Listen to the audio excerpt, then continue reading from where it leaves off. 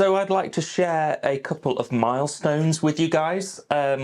Firstly, roughly 2 years ago, I changed the name of this YouTube channel from Dipswitch Demos to Jackson Brooksby, changed it from more of a brand name to my own name, and I think personally it's been the best thing I could have done for this channel.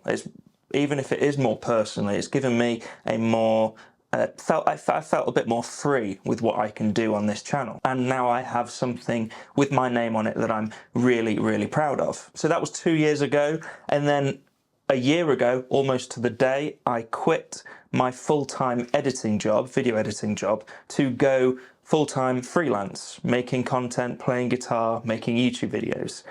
So it's been a year of basically full-time being YouTuber, which is a weird thing to say, and it's been honestly, it's been an incredible year. There's been ups and downs, but I'm really glad I did it. It's been a really rewarding year, and it's kind of given me the confidence that, you know, there is something for me to do. I can turn this into a career. Whether you see me on YouTube for the rest of my life, I hope not. Anyway, I'm babbling on. Another milestone, I guess, is that a couple of weeks ago we reached 15,000 subscribers, which is great, really cool.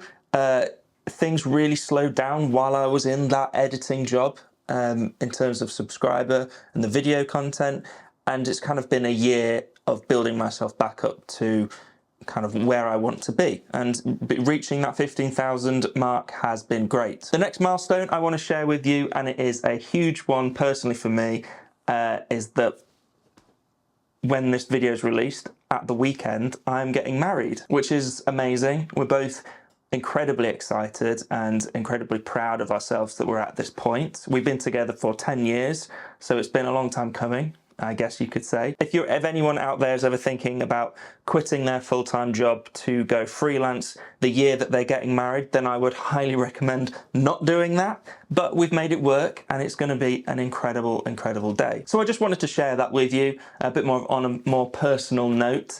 Yeah, I'm not going to release a video next week, maybe not even the week after that, just as we enjoy kind of being married to each other and chilling out and winding down from a big party, I hope, as well. So wish me luck with the wedding. Really, really excited. Really, it's going to be great. I didn't want this video to be a complete waste of time for you as well, so I thought I'd show you around this little modest studio that I make all my videos in.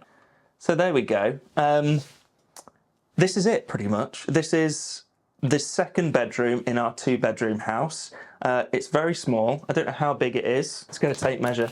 You know I love a tape measure. So it's about 2 meters wide, and then so it's about 2 meters wide and about 3 meters long. So it's quite a small room, and that half of the room that you never see is a wardrobe. It's extra storage. So I make all my videos in this little half, this nook of the room. And you know what? I've figured stuff out to work for the best for me, and I'm really happy with the results. The previous setup of this room, where the desk was against the back wall, probably actually was a better setup, but this was also my office when I was in that full-time editing role. And I think when I quit that job, I really needed to get out of that headspace in this room. So change things up a little bit. This setup is working okay. It means that when I'm sat at my desk, everything is a bit more in reach. It's a work in progress. Yeah, this is the room. Shall we start with some guitars? We have a look at the guitar rack at the moment. So the guitars that stay on the rack are kind of the ones that I reach for the most, kind of the ones that are in the heaviest rotation, I guess. First on the rack is my Man Cutlass. I kind of keep this one tuned half a step down. It's my only guitar that I keep tuned half a step down. I still love this guitar. It really feels like home when I play it. I've modded it so much that it really feels like my own instrument, but I still don't find that I'm playing it too much at the moment. It probably needs, I'll tell you what it needs a professional to set this thing up. We have the Silver Sky, probably my #1 guitar if I want to reach for single coils. That being said though, I recently put some new strings on this, my black Strat, my AVRI 2012, I think this is a 56 replica sort of thing, and this thing is so good. This has got so much more attitude than the Silver Sky. Then we have the OG, my green Telecaster. This thing has been with me for almost since the beginning of my guitar playing journey. Got my degree playing this guitar. This was the guitar that I had when I was studying in Manchester. Yeah, I don't play it enough, but it's kind of just always going to be around with me. Then my Fidelity, my only kind of custom spec'd to me guitar. This thing is really special to me as well.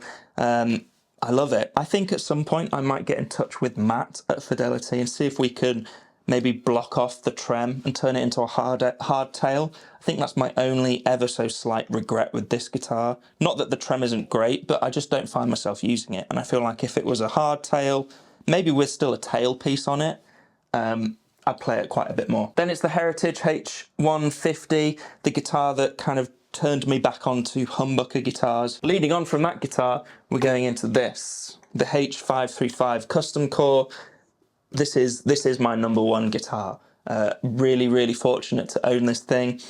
You may have noticed, or if you remember, if you watched the video on this guitar, I mentioned that I didn't quite like the original plastics on this thing.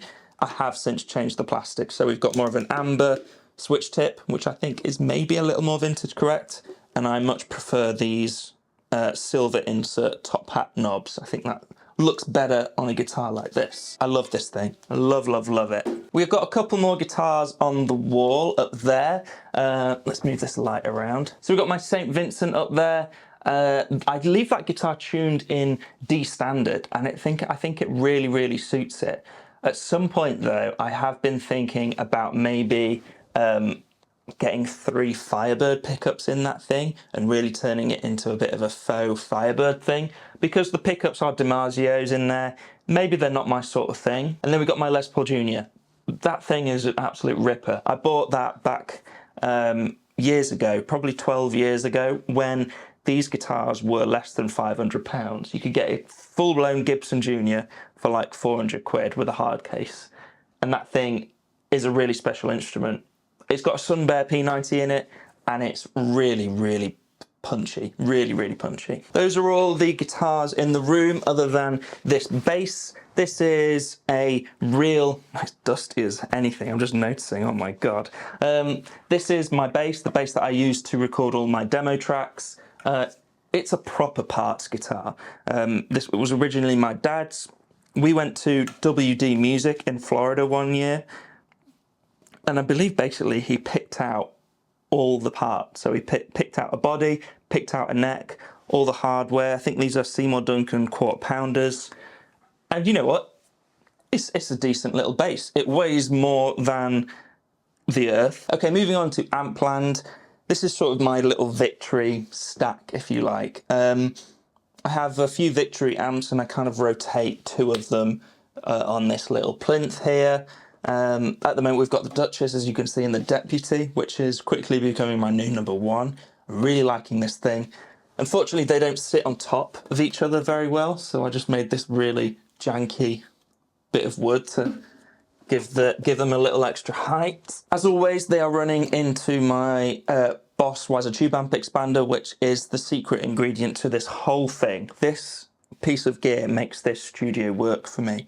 It allows me to record silently and get really good tones, I think, but also allows me to practice without annoying any neighbours. You know, we are attached to another house, and it wouldn't really be fair if I was cranking up a guitar amp every day. The headphones I use, these are Sennheiser HD 280 Pros. Again, I've probably had these about 10 years. And then I have a little studio pedalboard on the floor that is kind of got all my favourite things on at the moment. A couple of Reeves fuzz pedals, Dinosaur Oil Cogmeister, which is my go-to drive at the moment. Benson preamp that I'm using as like a boost. Torpy Pulse Doppler, my favourite modulation from him. Halcyon Blue. I didn't think I was a blues breaker guy until I tried that blues breaker, and I love it. Emperor's Echo System for all my delays, and the mood for some weird stuff. Should we have a look at the pedal shelves? That might be fun. A little Boss shelf, some of my favourite Boss pedals, some interesting ones. DSD2, I believe this is a 1986. These are basically exactly the same as a Boss DD2 or a DD3, and they go for a lot more money than these do. So highly recommended DSD2. This is a 1984 made in Japan BF2. I think this is a really underrated flanger. Kind of turned me onto flange as an effect, and I really like this pedal. Shelf above that, we've got some Chase Bliss. I love Chase Bliss and the EXP.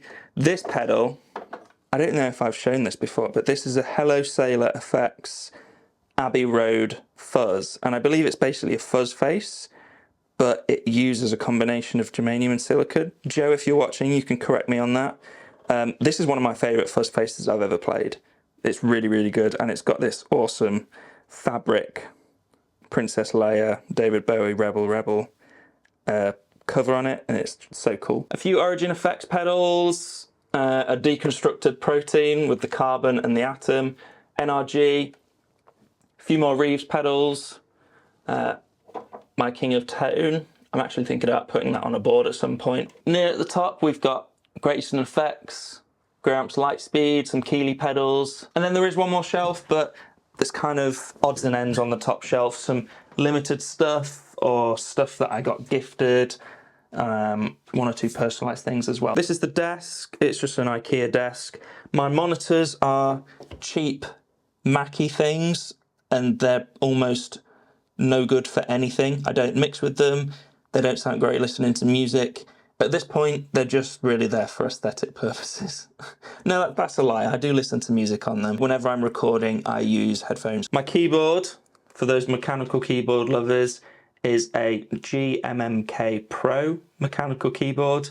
Actually needs a bit TLC because I did thousands of hours of editing on this thing, and it is a little janky. Some of the switches need replaced. My audio interface is the UA Apollo Solo. I actually think this might be the next thing that I update because I do find this thing a little temperamental. I don't know why, I don't have much luck with it.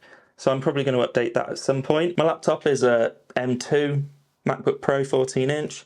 I've got a little True Tone power supply under there just for trying pedals out on the desk, recording demos and things. Okay, I mean, that's the room pretty much. It's a pretty simple setup. Very functional, and it's kind of all come together over years of just trial and error. I think that's how I've just built my career, just trial and error. But I hope you found that interesting. I hope that made it worth your while sticking around to watch the video. Wish me luck for the wedding. I'm very excited. We're both very excited. There'll be no video next week.